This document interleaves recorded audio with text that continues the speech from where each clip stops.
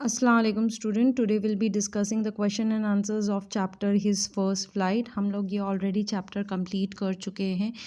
ये chapter his first flight में क्योंकि हमारा बहुत गैप हो चुका है, इसके लिए हम लोग एक क्विक रिवीजन ले लेंगे इस चैप्टर का।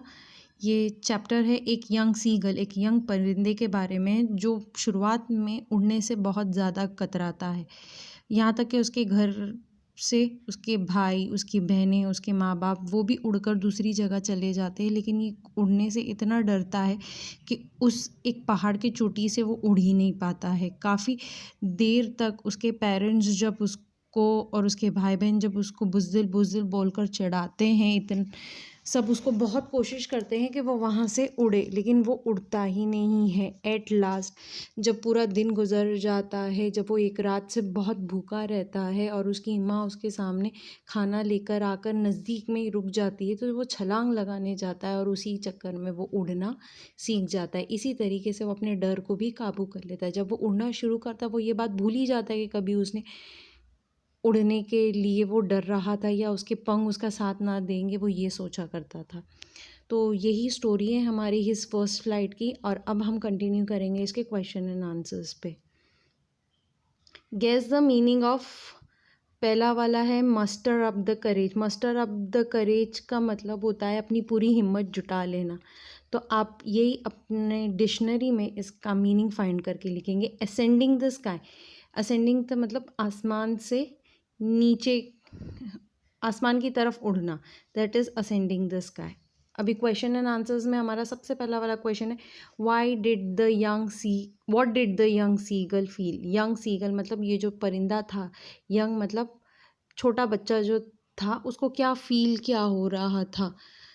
तो हम लोग यहाँ पे देख चुके उसको क्या फ़ील हो रहा था। स्टार्टिंग में वो उड़ ही नहीं पा रहा था, उसको ऐसा फ़ील हो रहा था कि उसके पंख उसका साथ दे ही नहीं पाएंगे। तो हमको ये हमारा फर्स्ट पैराग्राफ जो है उसी में मिल जाएगा कि उसको ऐसा लग रहा था कि मैं उड़ने की कोशिश भी करूँगा तो मेरे पंख मेरा साथ नहीं देंगे।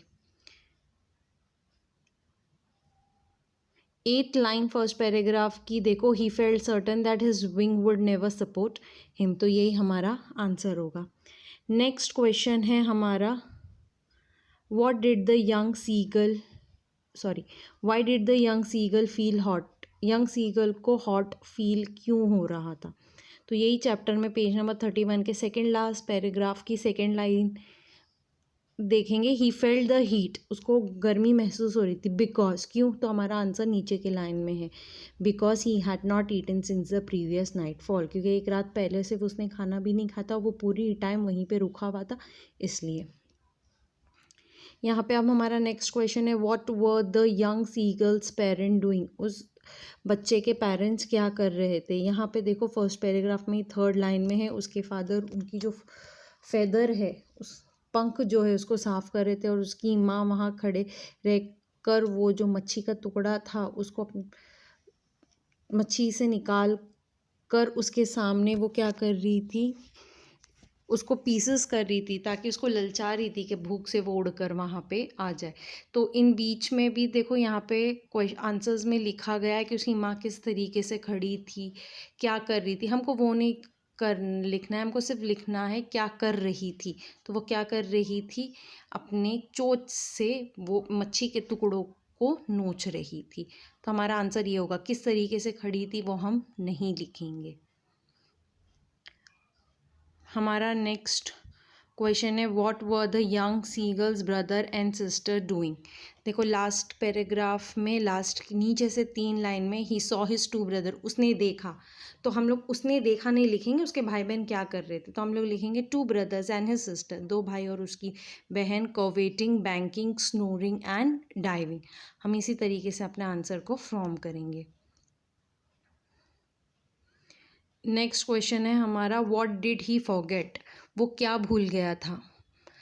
तो अब देखो हम लेसन के आखिर में पहुंच गए, तो आखिर में वो क्या भूल गया था, वो ये भूल गया था कि वो उसने सोचा था कि वो कभी उड़ ही नहीं सकता। उसको लगता था कि मैं कभी उड़ ही नहीं सकता, मेरे पंख मेरा साथ ही नहीं देंगे। अब जब वो उड़ने लगा तो वो ये भूल गया था कि वो आसमान में अपने पंख फैलाकर उड़ रहा है। तो ये भूल गया था कि उसने ये सोचा था कि मेरा पंख मेरा साथ नहीं देंगे। इसके अलावा हम लोग सॉल्व करेंगे इंग्लिश वर्कशॉप जो है, पहला है ट्रू और false. The young seagull was not confident about the ability of his wings. अभी मैं आपको क्वेश्चन समझाऊंगी, आप क्वेश्चन समझ के आंसर्स खुद से लिखेंगे। पहला क्वेश्चन का मतलब है कि यंग सीगल को, यंग परिंदे को अपनी पंख पर, विंग्स मतलब पंख पर बिल्कुल भी भरोसा नहीं था। अब ये ट्रू है या फॉल्स आपको लिखना है। The young seagulls parents guided and improved his sibling in the art of flying. उसके जो माँ बाप थे उन्होंने अपने सिबलिंग्स मतलब उसके भाई बहन को अच्छे तरीके से उड़ना सिखाया था। When the young seagull pretended to be falling asleep, his parents noticed him. और जब ये छोटा परिंदा अपने माँ बाप से दूर, जब वो पहाड़ की चोटी पे था, जब वो सो गया तो उसके पेरेंट्स ने उसकी तरफ देखे, उन्होंने उसको नोटिस किया। चौथा है हमारे पास, flying across the young seagull the mother dropped a piece of fish into his beak. अभी उसकी माँ ने उसकी चोंच में जो मच्छी का टुकड़ा पकड़कर वो आई थी, तो जब वो उसके नज़दीक में जब वो आई तो उसने वो टुकड़ा छोड़ दी जिसको लेने के लिए वो झपट रहा था। तो अब ये सही है या गलत। नेक्स्ट है हमारा complete the following sentences. Usually अक्सर करके हम लोगों को हमारे कंप्लीट द फॉलोइंग सेंटेंसेस में हम लोग पहली वाली लाइन हमारे टेक्स्ट बुक में ढूंढते, फिर उसके आगे की लाइन को फुल स्टॉप तक कंटिन्यू करते। लेकिन ये कंप्लीट द फॉलोइंग सेंटेंसेस में हमको एक सिचुएशन बताई गई है जिसको हमको खुद से ही पूरा करना है। The seagull is afraid to fly because, seagull जो था, वो जो परिंदा था जिसका नाम सीगल है, वो उड़ने से डर रहा था क्योंकि। तो अभी हम वो क्यों डर रहा था, क्योंकि उसको भरोसा ही नहीं था खुद पे और खुद के पंखों पे कि वो उसको सपोर्ट करेंगे। ये आंसर तो हमको इजीली हमारे टेक्स्ट बुक से मिल जाएगा। दूसरा क्वेश्चन है, young birds are afraid to make their first flies because, छोटे परिंदे अक्सर उड़ने से डरते हैं। अब और कोई परिंदों के बारे में तो यहाँ पे बोला नहीं गया, तो इसका मतलब हमको खुद से ये आंसर लिखना है। जो अक्सर यंग परिंदे या छोटे परिंदे होते हैं वो अक्सर डरते हैं कि वो उड़ पाएंगे या नहीं। क्यों ऐसा होता है? क्योंकि वो कॉन्फिडेंट नहीं होते, वो बिल्कुल भी कॉन्फिडेंट नहीं होते कि हम उड़ सकते हैं, इसलिए वो उड़ने से डरते हैं। तीसरा क्वेश्चन है, human being find it difficult to face great challenges because. अभी बात हो गई है इंसानों की, चैप्टर में इंसानों की बात नहीं थी लेकिन अभी पूछा गया तो हमको खुद से स्टेटमेंट बनाना है। जो इंसान होते हैं वो अक्सर बहुत जैसे एडवेंचरस या कोई भी इंसान अक्सर चैलेंजेस, खतरा तो नहीं बोलेंगे लेकिन कोई मुश्किल काम करने से पहले बहुत हिचकिचाता है, बहुत टाइम सोचता है। तो इसका जवाब भी हमको खुद से ही देना पड़ेगा। अक्सर हम डरते और घबराते क्यों हैं? हम डरते और घबराते इसीलिए क्योंकि हम डरते रहते कि हम फेल हो जाएंगे, तो हम कर नहीं पाएंगे। तो ये हमारा डर ही होता है जो हमको मुश्किल चीज़ों से रोकता है।